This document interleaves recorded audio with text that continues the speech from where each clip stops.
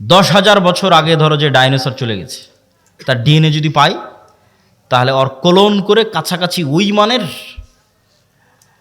ওই ডাইনোসরের কি ছিল না ছিল সব কিছু বের করে নিয়ে আসতে পারবে। তো মনে করো তুমি মাটির সাথে মিশে হারিয়ে গেছো, ভাগও যদি পাওয়া যায়, ওখান থেকে তোমার ডিএনএ যদি বের করা যায়, তাহলে ডিএনএ বের করলে তো যত দ্রুত এই সায়েন্স অগ্রগতি লাভ করতেছে, অদূর ভবিষ্যতে দেখবা যে তোমার ডিএনএ দিয়ে তোমার লিভার তৈরি করা যাচ্ছে, তোমার ডিএনএ দিয়ে তোমার কিডনি তৈরি করা যাচ্ছে, খালি রুহটা দিতে পারবে না। তাহলে বিজ্ঞানীরাই তোমাকে 10,000 বছর পর আবার বানাতে পারবে, খালি রুহটা দিতে পারবে না। তাহলে বিজ্ঞানীরাই যদি এই পর্যন্ত করতে পারে, তা আল্লাহ সুবহানাহু ওয়া তাআলা তোমাকে পুনরায় জীবিত করতে পারবে না? খুবই ভয়ঙ্কর। আল্লাহ সুবহানাহু ওয়া তাআলা অতি দ্রুত এবং অতি সহজে তোমাকে পুনরায় জীবিত করবে। এই জন্য মানুষের শরীরের সাথে মাটির প্রচণ্ড মিল আছে, প্রচণ্ড মিল আছে মানুষের শরীরের সাথে মাটির। আমরা যা খাবার খাই সব মাটি থেকে আসে, যা আমাদের পেটের মধ্যে ঢুকতেছে, এমন কোনো খাবার নাই যেটা তুমি মাটির সংস্পর্শ ছাড়া তৈরি করতে পারবা, আলোর সংস্পর্শ ছাড়া তৈরি করতে পারবা, পানির সংস্পর্শ ছাড়া তৈরি করতে পারবা, কিছু নাই। বলো কই আমি গরুর গোস্ত, তো গরু কি খায়? ঘাস খায়। ঘাস কোথায় হয়? মাটিতে হয়। কোনো খাবার নাই পৃথিবীতে যেটা ওখান থেকে আসতেছে না। তাহলে একটা কলা তৈরি হলো, মাটির কলার গাছ তৈরি হলো, কলার মধ্যে কি আছে? Magnesium, calcium. ওই সেম ম্যাগনেসিয়াম ক্যালসিয়াম তোমার শরীরের মধ্যে আছে। তাহলে ওই ম্যাগনেসিয়ামটা মাটির থেকে আসতেছে। তাহলে মাটির ম্যাগনেসিয়াম আর তোমার শরীরের ম্যাগনেসিয়াম সেম। আজকে আল্লাহ ওই কলা তোমার শরীরের মধ্যে দিয়ে এখানে কোষ তৈরি করতেছে, ব্লাড তৈরি করতেছে, এই কোষ এই সেম ব্লাড ওই মাটির মধ্যেই তৈরি হয়ে যাবে। কেনা সেম জিনিস ওখান থেকে এখানে আসতেছে। শুধু আল্লাহ এই শরীরের উপযুক্ত করার জন্য গাছগুলোকে তৈরি করে দিয়েছে, যাতে সরাসরি মানুষ মাটি খেতে পারবে না, ওখান থেকে ওই মাটির রস শুষেনে যে কলা হবে সেটা মানুষ খেতে পারবে, ওইটা রস শুষেনে যে আম হবে সেটা খেতে পারবে। কিন্তু ওই আমের মধ্যে যে ভিটামিন আছে ওই ভিটামিন মাটি থেকে এসেছে, ওইটা আমার সেম শরীরের মধ্যে আছে। তাহলে আমার শরীরের মধ্যে যা যা আছে তা মাটিতেও আছে। তাহলে মাটিতে সেল তৈরি করা মানে শরীরের কোষ তৈরি করা, মাটির মধ্যে কোষ তৈরি করা, মাটির মধ্যে ব্লাড তৈরি করা, এটা অনটুর ব্যাপার, সেকেন্ডের ব্যাপার। এই জন্য কবর থেকে মানুষ এভাবে তরতর তরতর করে তরতাজা গাছের মতো পরকালে কবর থেকে উঠে আসবে, মাটি থেকে উঠে আসবে। তো সম্মানিত উপস্থিতি, তাহলে আপনি গায়েবের ওপর যতক্ষণ ইয়াকিন তৈরি না করবেন ততক্ষণ আপনি সঠিক সিদ্ধান্ত নিতে পারবেন না। আপনার কাছে মনে হবে এই দুনিয়াই আমার কাছে সব কিছু, অতএব আপনার সকল সিদ্ধান্ত হবে দুনিয়ামুখী। আর যখন আপনি মনে করবেন যে না এই দুনিয়া আমার কাছে কিছুই নয়, আসলে আমার প্রকৃত বসবাসের জায়গা জান্নাত, অতএব আমাকে এখানে বসে থেকে জান্নাতে ঘর বানাতে হবে, আমাকে এখানে বসে থেকে জান্নাতের বাগানে গাছ লাগাতে হবে, আমার স্থায়ী থাকার জায়গা হচ্ছে জান্নাত, এই কল্পনাটা যেই দিন যত মজবুত হবে তত গোলামি থেকে মুক্তির রাস্তা সহজ হবে। এই কল্পনাটা মজবুত হওয়া জরুরি। আল্লাহ সূরা বুরুজের মধ্যে বলছেন ওমা রাকামু মিনহুম ইল্লা ইউমিনু বিল্লাহিল আজিজিল হামিদ, যে সূরা বুরুজের ঘটনায় পুরো একটা এলাকার মানুষকে জ্বলন্ত আগুনে নিক্ষেপ করে দেওয়া হয়েছে, হয় ঈমান পরিত্যাগ করো না হলে আগুনে ঝাঁপিয়ে পড়ে মরে যাও। তো মা তার কোলের সন্তান সহ আগুনে ঝাঁপ দিয়ে পড়ে যাচ্ছে। এটা কেমনে সম্ভব?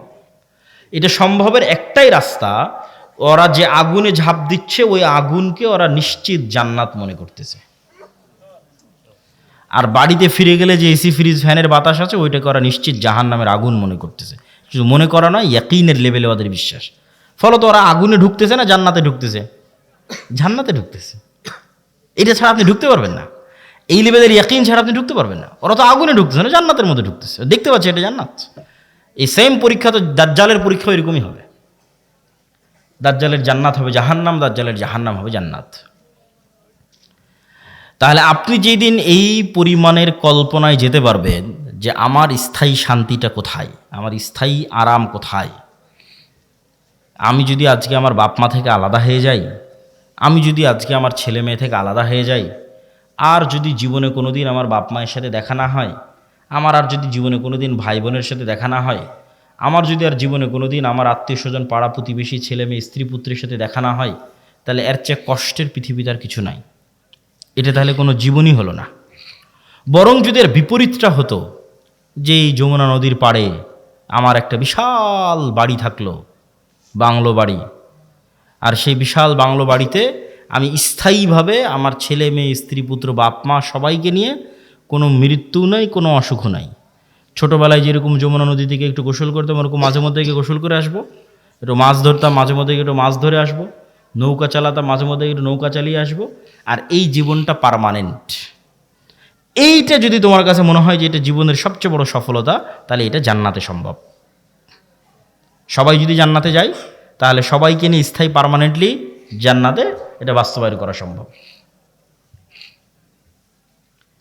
তো এই জন্য মানুষের প্রকৃত জীবন হচ্ছে জান্নাতের জীবন।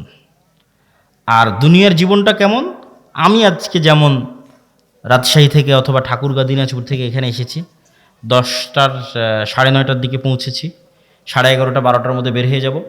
এইখানে যে আমি 1-1.5 ঘন্টা আছি, আর আপনারা যারা এখানে বক্তব্য শুনতে এসেছেন 1-1.5 ঘন্টা আছেন, এই 1-1.5 ঘন্টার সময় যেমন, এই পুরো 60 বছরের সময় তেমন। এটা সফরের মধ্যে একটা যাত্রা বিরতি।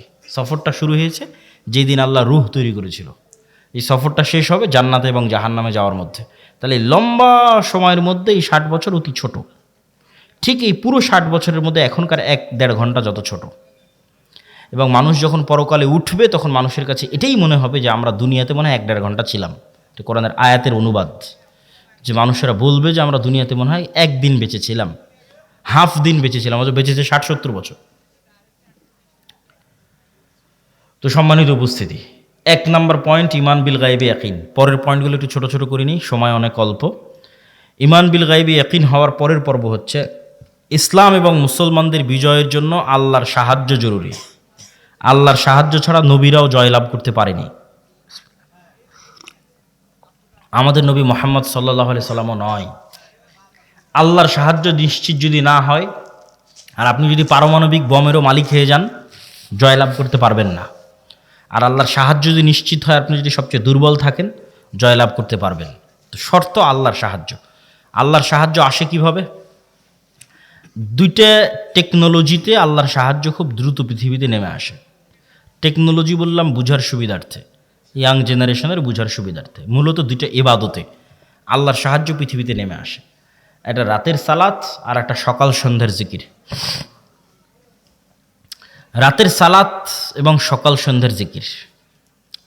ঠিক যেমন এই মোবাইলটা লক হয়ে আছে, এই মোবাইল ওপেন হবে যদি এখানে পাসওয়ার্ড দিই, ফিঙ্গারপ্রিন্ট দিই, অথবা ফেস ভেরিফিকেশান অন করি। ফেস ভেরিফিকেশান, আমার চেহারা ও ধরে নিল ক্যামেরাতে, ডানে বামে মুখ করে পুরো চেহারা ধরে নিল, তারপর ওই চেহারার সাথে মিলে গেলেই খুলে যাবে, লক ওপেন হয়ে যাবে। তো আজকের যুগেও অনেক আধুনিক উন্নত প্রযুক্তির দরজা আছে, যেই দরজাগুলো ফিঙ্গারপ্রিন্টে ওপেন হয়, কার্ড পাঞ্চ করলে ওপেন হয়। তো মনে করো আমরা পৃথিবীর সবচেয়ে উন্নত প্রযুক্তির একটা দরজার সামনে দাঁড়িয়ে আছি, যে পৃথিবীর সবচেয়ে উন্নত প্রযুক্তির দরজা, যার লক সিস্টেম, পাসওয়ার্ড সিস্টেম পৃথিবীর যে কোনো লক এবং পাসওয়ার্ড সিস্টেমের চেয়ে বেশি ভ্যারাইটিপূর্ণ। তার 1 নাম্বার শর্ত কি? এখন আমার সামনে একটা খুব উন্নত প্রযুক্তির দরজা, পৃথিবীর সবচেয়ে উন্নত প্রযুক্তির দরজা বন্ধ হয়ে আছে। আমি ওই দরজা খুলতে চাই, খুলতে হলে আমাকে নির্ধারিত সময়ে আসতে হবে। ওর পাসওয়ার্ড সিস্টেমের মধ্যেই এই সিস্টেম আছে, যেখানে নির্ধারিত সময় ছাড়া কাজ হয় না, অসময়ে এসে লাভ নাই। তাহলে নির্ধারিত সময়ে ওই পাসওয়ার্ডের নির্ধারিত সময় গিয়ে উপস্থিত হলাম। পাসওয়ার্ডের 2 নম্বর শর্ত হচ্ছে যে ওখানে কিছু পিকচার ইনস্টল দেওয়া আছে, যেই পিকচারের সাথে যদি আমার পিকচার মিলে যায়, যেখানে দেওয়া ফরম্যাটের সাথে যদি আমার ফরম্যাট মিলে যায়, তাহলে অ্যাকসেপ্ট করবে। আর একটা জিনিস তার সাথে যুক্ত করা আছে, প্রত্যেক ফরম্যাটে একটা সাউন্ড আছে, মানে প্রত্যেক ফরম্যাটে কিছু সাউন্ড ওখানে সেভ করা আছে, যেটার সাথে আমার সাউন্ড মিলতে হবে, তাহলে দরজা উন্মুক্ত হবে। তাহলে এখন আমরা নির্ধারিত সময়কে দাঁড়ালাম, এভাবে হাত বাঁধলাম, এটা একটা ফরম্যাট, একটা চিত্র ওখানে দেওয়া আছে। এই ফরম্যাটের সাথে ওখানে কানেক্টেড করা আছে আলহামদুলিল্লাহ রাব্বিল আলামিন আর রহমানুর রহিম, একটা আওয়াজ, সেম আওয়াজ হতে হবে, সেম ফরম্যাটের সাথে। তারপরে রুকুতে চলে গেলাম, এটা একটা ফরম্যাটের একটা চিত্র, এটা ওই দরজাতে ইনস্টল করা আছে। ওখানে বললাম সুবহান রাব্বিল আযীম, এই আওয়াজটা ওই চিত্র, ওই ফরম্যাটের সাথে কানেক্টেড।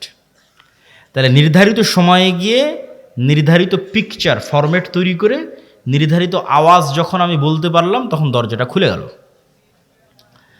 তো এইটা এমনি জাস্ট বুঝানোর জন্য আমি বলতেছি, কিন্তু ঘটনা এর চাইতে বেশি উন্নত এবং এর চাইতে বেশি সরাসরি এবং এর চাইতে বেশি ডাইরেক্ট। ইবনুল কাইয়িম রাহিমাহুল্লাহ বলছেন যে মানুষ যখন সালাতে দাঁড়ায় এবং চোখ সিজদার দিকে নিবদ্ধিত রাখে এবং অন্তর আল্লাহর সাথে কানেক্টেড রাখে, তখন আল্লাহ সুবহানাহু ওয়া তাআলা তার নূরের পর্দা সরিয়ে বান্দার মুখোমুখি হয়ে যান। তো এটাই ইবনুল কাইয়িম রাহিমাহুল্লাহ বলেছে। আমি এই জিনিসটাকে আরো সহজ করার জন্য আরেকটা উদাহরণ দিই। আমি যে উদাহরণ দেবো ওইটার মতো তা কিন্তু নয়, কিন্তু এটা তার চাইতে আরো কত উন্নত সেটা একমাত্র আল্লাহ সুবহানাহু ওয়া তাআলা জানেন। সেটা আমার পক্ষে বলাও সম্ভব নয়, জানাও সম্ভব নয়, কিন্তু বুঝানোর সুবিধার্থে বলতেছি। আমরা অনলাইনে ক্লাস করি না? অনলাইনে ক্লাস করার সময় টিচার আসলো, জুমে লগ ইন করলো, আমিও জুমে লগ ইন করলাম। তো জুমে লগ ইন করার পর আমি এবং আমার টিচার দুইজনই ক্লাসে অংশগ্রহণ করেছি। তো আমরা যে ইন্টারনেট ব্যবস্থাপনার মাধ্যমে এবং যে মোবাইল ব্যবস্থাপনার মাধ্যমে সরাসরি আমার টিচারের মুখোমুখি হয়ে ক্লাস করতেছি, সালাত এই ইন্টারনেট এবং এই মোবাইলের যোগাযোগের চাইতে হাজারো কোটি গুণের লক্ষ উন্নত প্রযুক্তি আল্লাহর সাথে ডাইরেক্ট কানেক্ট করার, আল্লাহর সাথে ডাইরেক্ট মুখোমুখি হওয়ার, আল্লাহর সামনে ডাইরেক্ট উপস্থিত হওয়ার। তাহলে আল্লাহর সাহায্য পৃথিবীতে নেমে আসবে, এটার লক এবং পাসওয়ার্ড এই আল্লাহর সাহায্যের দরজা উন্মুক্তই হয় সালাত দিয়ে সাথে সাথে। এই জন্য রাসূলুল্লাহ সাল্লাল্লাহু আলাইহি ওয়াসাল্লাম সূর্যগ্রহণে সালাত আদায় করেন, চন্দ্রগ্রহণে সালাত আদায় করেন, বৃষ্টি প্রার্থনার জন্য সালাত আদায় করেন, জানাজার জন্য সালাত আদায় করেন। সালাত আল্লাহর সাথে ডাইরেক্ট কানেকশনের, পৃথিবীর আসমানি জগতের সাথে, গায়েবী জগতের সাথে, দুনিয়ার জগতের কানেকশনের মাধ্যম, যোগাযোগের মাধ্যম। এইটি দিয়ে আসমান থেকে সহযোগিতা নেমে আসে। এই জন্য রাসূল সাল্লাল্লাহু আলাইহি ওয়াসাল্লাম বদরের যুদ্ধের আগের দিন লম্বা রাতের সালাত আদায় করতেছেন। সবাই ঘুমিয়ে গেছে, উনি ঘুমাননি। আবু বকর রাদিয়াল্লাহু তাআলা আনহু ক্লান্ত হয়ে বলছেন, কাফাকা মুনাশাদাতাকা রাব্বাক, আরে আপনি নবী হয়ে এত বলা লাগে আল্লাহকে, এত লম্বা রাতের সালাত, এত লম্বা দোয়া। কিন্তু মুহাম্মদ সাল্লাল্লাহু আলাইহি ওয়াসাল্লাম খুব ভালো করে জানেন, আবু বকরের চেয়েও ভালো করে জানেন যে আসমান থেকে সহযোগিতা নামাতে হলে সালাতে দাঁড়াতেই হবে। আসমান থেকে সহযোগিতা নিয়ে আসতে হলে রাতে উঠতেই হবে, নির্ধারিত টাইমে, নির্ধারিত ফরম্যাটে, নির্ধারিত আওয়াজে, নির্ধারিত সিস্টেমে অন্তরকে আল্লাহ সুবহানাহু ওয়া তাআলার সাথে কানেক্টেড রেখে সালাতে দাঁড়াতে হবে। তাহলে আল্লাহ সুবহানাহু ওয়া তাআলার সাহায্য নেমে আসবে, এর বাইরে কোনো রাস্তা নাই। আরেকটা ইবাদত যেটা দিয়ে আল্লাহ সুবহানাহু ওয়া তাআলার সাহায্য পৃথিবীতে নামে, এটা বলে বক্তব্যের শেষের দিকে চলে যাব, সেটা হচ্ছে জিকির। সকাল সন্ধ্যার জিকির অথবা এমনিতেও জিকির। জিকিরকে সহজ করে বোঝানোর জন্য আমি বলি, ইয়াং জেনারেশনের বোঝানোর জন্য, সহজ করে বোঝানোর জন্য বলি যে এটা হচ্ছে সাউন্ড টেকনোলজি, শব্দ বা আওয়াজ ভিত্তিক একটা প্রযুক্তি। আমাদের আধুনিক সভ্যতা দাঁড়িয়ে আছে, এই যে ক্যামেরা এবং মোবাইলের সভ্যতা দাঁড়িয়ে আছে আলোর উপর, ওয়েভ তরঙ্গর উপর, যেটা প্রথমে তোমাদের বুঝালাম যে পুরো ইন্টারনেটের এই সভ্যতাটা দাঁড়িয়ে আছে, মোবাইলের এই সভ্যতা দাঁড়িয়ে আছে আলোর তরঙ্গের মধ্যে দিয়ে ডাটা ট্রান্সফার হয়। লিখলে ওখানে থাকে, ভিডিও দিলে ওখানে দেখা যায়, অডিও ভিডিও সবই ওই আলোর মধ্যে আছে, বাতাসের হাওয়ার মধ্যে আছে। ওটাকে ইউজ করে কাজে লাগানো, এটাই হলো আধুনিক সভ্যতার মূল ভিত্তি। তো আরেকটা এর চেয়ে তো হাজার এবং লক্ষ কোটি গুণ পাওয়ারফুল একটা প্রযুক্তি, যেটার ধারে কাছে পৃথিবীর কোনো বিজ্ঞান নাই, সেটা হচ্ছে সাউন্ড টেকনোলজি। বিজ্ঞানের পক্ষে যাওয়া সম্ভব নয়। এই প্রযুক্তির কিছু জ্ঞান আল্লাহ সুলাইমান আলাইহিস সালামকে দিয়েছিলেন। ওয়ামা উতিতু মিনাল ইলমি ইল্লা কালিলা, আল্লাহ অনেক অল্প জ্ঞান মানুষকে দিয়েছে। এই অল্প জ্ঞানের মধ্যেও এই টপ লেভেলের এই জ্ঞানটা সুলাইমান আলাইহিস সালামকে দেওয়া ছিল কিছু। এই জন্য সুলাইমান আলাইহিস সালাম পিঁপড়া কি বলতেছে বুঝতেন, মানে পিঁপড়ার আওয়াজ সুলাইমান আলাইহিস সালাম বুঝতেন। আবার কি বললে পিঁপড়া বুঝবে, মানে কোন আওয়াজ মুখ দিয়ে বের করলে পিঁপড়া বুঝবে, সে আওয়াজ সুলাইমান আলাইহিস সালাম জানতেন। এটা তো আওয়াজের টেকনোলজি, সাউন্ড টেকনোলজি। পাখি কি বলতেছে এটা সুলাইমান আলাইহিস সালাম বুঝতেন, কোন আওয়াজটা বের করলে পাখি বুঝবে, যেমন আমি বাংলা আওয়াজ বের করতেছি আপনি বুঝতেছেন, আবার আমি যদি ইংরেজি শিখি ইংরেজি আওয়াজ বের করবো আপনি বুঝবেন। তো পাখিও তো একটা আওয়াজ বের করছে, আমি তো বুঝি না, তাহলে ওই টেকনোলজির জ্ঞান আমার নাই। আবার আমি কি বললে ওই পাখি বুঝবে সেটাও তো আমি জানি না। তাহলে এটার কিছু জ্ঞান কাকে দেওয়া ছিল? সুলাইমান আলাইহিস সালাতু ওয়াস সালামকে দেওয়া ছিল। সুলাইমান আলাইহিস সালাতু ওয়াস সালাম বললেন যে বিলকিসের সিংহাসন নিয়ে আসতে হবে। তো ইফরিতুম মিনাল জিন, ইফরিত নামক একটা জিন দাঁড়িয়ে বলল যে আপনার চেয়ার থেকে উঠার পূর্বেই অথবা দাঁড়িয়ে থেকে বসার পূর্বেই আমি বিলকিসের সিংহাসন নিয়ে আসব। সুলাইমান আলাইহিস সালাম রাজি হলেন না এটাতে। তখন এমন একজন ব্যক্তি যাকে আল্লাহ জ্ঞান দিয়েছিল, এভাবে বলা আছে কোরআনে, এটা কোরআনের আয়াত। এ এখন জিন না মানুষ, ওর নাম কি তা উল্লেখ করা নেই, খালি বলা আছে এমন একজন ব্যক্তি যাকে আল্লাহ কি দিয়েছিল, জ্ঞান দিয়েছিল। সে বলল আপনার চোখের পলক পড়ার পূর্বেই বিলকিসের সিংহাসন এখানে উপস্থিত হবে, জ্ঞান দিয়েছিল। তো অনেক মুফাসসিরিনে কেরাম অ্যানালাইসিস করেছে, বিশ্লেষণ করেছে, এবং আমার কাছে মনে হয় হতে পারে, আল্লাহ ভালো জানে, জ্ঞান আল্লাহর কাছে, যে উনি বিশেষ কোনো জিকির জানতেন, যেই জিকির দিয়ে উনি চোখের পলকে সিংহাসনকে সেখান থেকে উঠিয়ে সুলাইমান আলাইহিস সালাতু ওয়াস সালামের সামনে পেশ করে দিয়েছেন। এটা হচ্ছে সাউন্ড টেকনোলজি, বিশেষ কোনো জ্ঞান আল্লাহ ওনাকে দিয়েছিলেন, যিনি বিলকিসের এই সিংহাসনকে সেখান থেকে উঠিয়ে নিয়ে এসেছে চোখের পলকে। কিভাবে আনা যাবে, কোন প্রযুক্তিতে আনা যাবে, এটার জ্ঞান আল্লাহ তাকে দিয়েছিল। কোরআনে বলা আছে এমন একজন ব্যক্তি যাকে আল্লাহ জ্ঞান দিয়েছিলেন। তো আওয়াজ যে খুবই পাওয়ারফুল, আওয়াজ যে খুবই শক্তিশালী, তার দুটো উদাহরণ দেই। এক, আল্লাহ কিয়ামত কায়েম করবে আওয়াজ দিয়ে। ইসরাফিলকে রেডি করা আছে, সামনে বাঁশি আছে, বাঁশিতে ফু দিবে, আওয়াজ তৈরি হবে, আওয়াজে আসমান জমিন ভেঙে যাবে, আওয়াজে পাহাড় আকাশে উঠতে থাকবে, আওয়াজে চন্দ্র সূর্য নক্ষত্র রাজি ভেঙে চূর্ণ বিচূর্ণ হয়ে যাবে। কিয়ামত কায়েম হবে আওয়াজে। গেল এক, উদাহরণ নাম্বার এক। উদাহরণ নাম্বার দুই, কিয়ামতের পূর্বে যখন সবাই মারা যাবে, সবার মৃত্যু হবে, আরশ বহনকারী ফেরেশতার মৃত্যু হবে, জিবরাইল, মালাকুল মউত, সবার মৃত্যু হবে। মৃত্যু হওয়ার পর শুনশান নীরব পৃথিবী ওয়ায়াবকা ওয়াজহু রাব্বিকা যুল জালালি ওয়াল ইকরাম কুল্লু মান আলাইহা ফান, সব শেষ হয়ে গেছে, শুধু মহান আল্লাহ রব্বুল আলামিন, রব্বুল ইজ্জাত তিনি আছেন। কতদিন এভাবে থাকবে রব্বুল ইজ্জাত জানে, রব্বুল আলামিন জানে। তারপরে উনি যখন পৃথিবীর সব মানুষকে কিয়ামত কায়েম করতে চাইবেন, তখন ইসরাফিলকে জীবিত করে আবার ওই বাঁশিতে ফু দিতে বলবেন, সেখান থেকে একটা আওয়াজ তৈরি হবে, আওয়াজে দুনিয়ার সব মানুষ কবর থেকে উঠে কিয়ামতের মাঠের দিকে উলঙ্গ অবস্থায় দৌড়াতে থাকবে। তাহলে আওয়াজ কত পাওয়ারফুল, আওয়াজের ধরন কত পাওয়ারফুল হতে পারে যে আওয়াজে সব মানুষ জীবিত হয়ে যাবে, আওয়াজে আসমান জমিন ধ্বংস হয়ে যাবে। আওয়াজ যে শক্তিশালী, শব্দ যে শক্তিশালী, বাক্য যে শক্তিশালী, সাউন্ড যে শক্তিশালী, এর আরেকটা উদাহরণ দিয়ে এই পর্বের আলোচনা শেষ করি। আল্লাহ সুবহানাহু ওয়া তাআলা বলছেন ইউসাব্বিহু লিল্লাহি মা ফিস সামাওয়াতি ওয়া মা ফিল আরজ। এটা গায়েবের নিউজ, গায়েবে এটা চলতেছে, আমরা জানি না, আল্লাহ নিজে সংবাদ দিচ্ছে। সেটা কি? আসমান জমিন এবং তার মধ্যে যা কিছু আছে, এই টিস্যু হোক, আর এই পিরিচের প্লেট হোক, আর এই পোস্টার হোক, আর এই গায়ের জামা হোক, আর প্যান্ডেল হোক, আর এই মাইক হোক, আর মোবাইল হোক, এরা 24 ঘন্টা আল্লাহর তাসবিহ পাঠ করতেছে। আল্লাহু আকবার। আসমান এবং জমিনের মধ্যে যা কিছু আছে, কীট পতঙ্গ, পঙ্গপাল, জীব জন্তু, জানোয়ার, সব আল্লাহর তাসবিহ পাঠ করতেছে 24 ঘন্টা। তাহলে 24 ঘন্টা আল্লাহ তাসবিহ পাঠ করতেছে, মানে আওয়াজ বের হচ্ছে। নিশ্চিত থাকেন এগুলো থেকে আওয়াজ বের হচ্ছে, এগুলো থেকে আওয়াজ বের হচ্ছে। এবং এরা শুধু আওয়াজ বের করে না, এরা আওয়াজ বুঝে এবং শোনে। রাসূল সাল্লাল্লাহু আলাইহি ওয়াসাল্লাম বলতেছে, এই কে হইচই করে, কি সমস্যা? এত গুরুত্বপূর্ণ আলোচনা হচ্ছে, তার মধ্যে সমস্যা করলে হয়? এই প্রিচ আওয়াজ শুধু বের করতেছে না, আওয়াজ শোনে।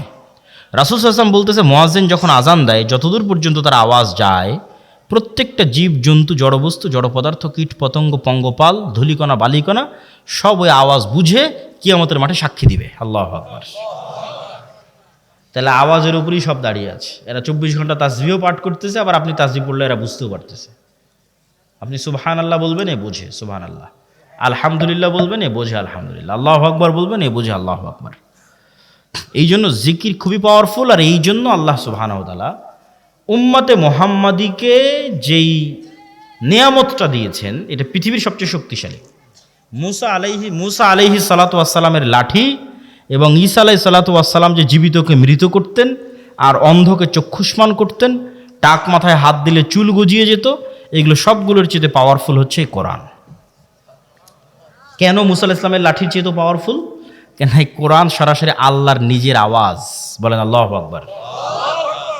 আল্লাহর নিজের সাউন্ড, আল্লাহর নিজের শব্দ, আল্লাহর নিজের বাক্য। পৃথিবীতে থাকা একমাত্র কিছু যা ডাইরেক্টলি কানেক্টেড রব্বুল আলামিনের জাতের সাথে, একমাত্র। আর বাকি পৃথিবীর সব আল্লাহর সৃষ্টি।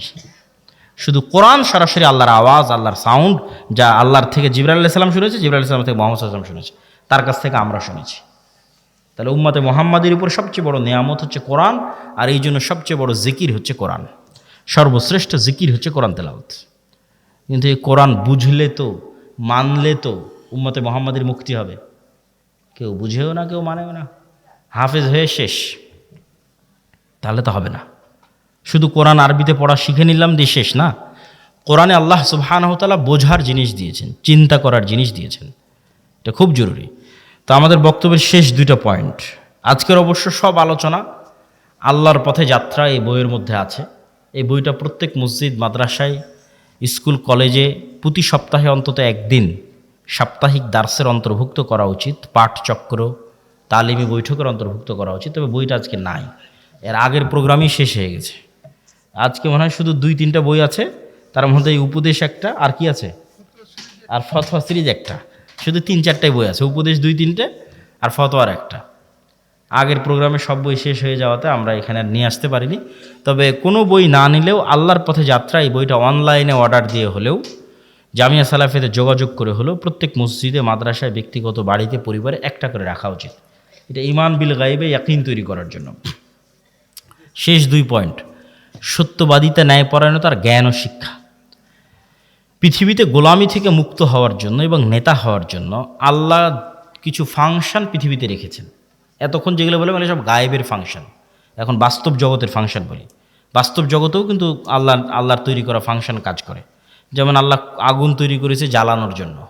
আল্লাহ ছুরি বা লোহাকের মধ্যে ওকে যার গলায় ধরবেন কেটে যাবেন। এগুলোর মধ্যে কাটার শক্তি, জ্বালানোর শক্তি আল্লাহর দেওয়া, মানুষের পক্ষে দেওয়া সম্ভব নয়। তো আগুন জ্বালাবে এই সিস্টেম আল্লাহর দেওয়া, ছুরি কাটবে এই সিস্টেম আল্লাহর দেওয়া। এখন তরবারিকে যদি হামজা রাদিয়াল্লাহু তাআলার গলায়ও ধরা হয়, আল্লাহর নবীর চাচা, তাও কেটে যাবে, কেন আল্লাহ তার তৈরি করা সিস্টেম, রুল ভাঙে না। এখন একটা বম যদি পৃথিবীর সর্বশ্রেষ্ঠ তাকওয়াবান আল্লাহওয়ালা মানুষের গায়েও মারা হয়, মরে যাবে, কিছু করার নাই। সিস্টেম ওয়ার্ক করবে, ফাংশন কাজ করবে। তো পৃথিবীতে নেতা হওয়ার ফাংশন হচ্ছে, গোলামি থেকে মুক্তির ফাংশন হচ্ছে, অপশন হচ্ছে, বাটন হচ্ছে। মোবাইলে যেমন বাটন আছে কল দেওয়ার, ফ্ল্যাশ লাইট জ্বালানোর, এরকম পৃথিবীতে নেতা হব আমি, গোলামি থেকে মুক্তি চাই, কি ফাংশনে কাজ করবে? তার একটা হচ্ছে জ্ঞান এবং শিক্ষা। জ্ঞান এবং শিক্ষা এটা একটা বাটন, এই বাটনে চাপ দিলে নেতা তৈরি হয়, অটোমেটিক হবেই। আর জ্ঞান শিক্ষার উল্টাটা কি? জ্ঞান শিক্ষার উল্টা হচ্ছে যেটা সাঘাটার যুবকেরা করতেছে, free fire, PUBG, TikTok, Facebook, YouTube, reels, বিড়ি, সিগারেট, গাঞ্জা, সময় নষ্ট, আইপিএল, বিপিএল, অনলাইন জুয়া। ঠিক এবার বারজাকি জগতে যখন আপনি চলে গেছেন, তখন পরের জগতের কিছু আলামত আপনি কবরের জগতে পাবেন। মানে পরের জগৎটা তো জান্নাত এবং জাহান্নাম, কিয়ামতের পরের যে জান্নাত জাহান্নাম, তখন কবরে থাকা অবস্থাতেই জান্নাতের মৃদু আবহাওয়া আসবে। তাহলে আলামত দেখাচ্ছে যে এর পরের যে জগৎ, সে জগতে তুমি জান্নাতে যাবা, সেটার কিছুটা আলামত নেও। যেমন দুনিয়াতে থাকতে তুমি ঘুমের মাধ্যমে পরের জগতের কিছু আলামত নিতা, এখন তুমি বারজাকি জগতে আছো, এখানে থাকা অবস্থায় এর পরের জগতের কিছু আলামত নেও। যদি জাহান্নামের হয়, শাস্তিযোগ্য বান্দা হয়, তাহলে জাহান্নামের গরম বাতাস আসতে থাকে তার কবরে। সরাসরি কিন্তু ওকে জাহান্নামে দেওয়া হয়নি, সরাসরি জান্নাতে দেওয়া হয়নি, কিন্তু তার পরের জগতে কি হবে, তার কিছু ফিলিংস সে ওখানেই পাচ্ছে। এবং মানুষের আমলের ধরন অনুযায়ী এই রূহগুলো বিভিন্ন পর্যায়ে থাকে, আমলের ধরন অনুযায়ী। যেমন যারা শহীদ, তাদের রূহগুলো পাখি হিসেবে জান্নাতে উঠতে থাকে এবং খাবারও গ্রহণ করতে থাকে। ইউরজাকুন, রিজিক দেওয়া হয়। তাহলে যারা শহীদ হয়ে গেল, এদের রূহ পাখি হিসেবে জান্নাতে উঠতেছে। এদের চেয়েতেও যারা শ্রেষ্ঠ, শহীদদের চেয়েতেও যারা টপ লেভেলের রূহ, তারা আল্লাহ সুবহানাহু ওয়া তাআলার আরশের নিচে ঝুলন্ত অবস্থায় থাকে বারজাখী জগতে। এদের চাইতেও যারা টপ লেভেলের শ্রেষ্ঠ, তারা হচ্ছে নবীরা। তারা দুনিয়া থেকে মৃত্যুবরণ করেছে, কিন্তু নবীদের বারজাখী জগতের জীবনযাপন আরও উন্নত পর্যায়ের, মানে কোয়ালিটি আরও বেশি। কোয়ালিটিটা কেমন? রাসূলুল্লাহ সাল্লাল্লাহু আলাইহি ওয়াসাল্লাম যখন গেলেন, প্রথম আসমান, দ্বিতীয়, তৃতীয়, চতুর্থ, পঞ্চম, ষষ্ঠ, সপ্তম সব আসমানে নবীদের সাথে কথা হয়েছে। তো নবীরা তো মরে গেছে দুনিয়াতে, তাহলে ওখানে কিভাবে কথা হচ্ছে? নবীদেরকে সাথে করে না সালাত কিভাবে হচ্ছে? তথা নবীদের বারজাখী জগতের যে জীবন, সেটা বারজাখী জগতে আর যত রূহ আছে তাদের চেয়ে টপ কোয়ালিটির জীবন, যেখানে ইবাদত করাও সম্ভব, যেখানে কথা বলাও সম্ভব। মুসা আলাইহিস সালাম তো কতদিন আগে মরে গেছে, কিন্তু মুসা আলাইহিস সালামের সাথে মুহাম্মদ সাল্লাল্লাহু আলাইহি ওয়াসাল্লামের দেখা হচ্ছে মেরাজের সফরে, এবং কথা বলতেছে।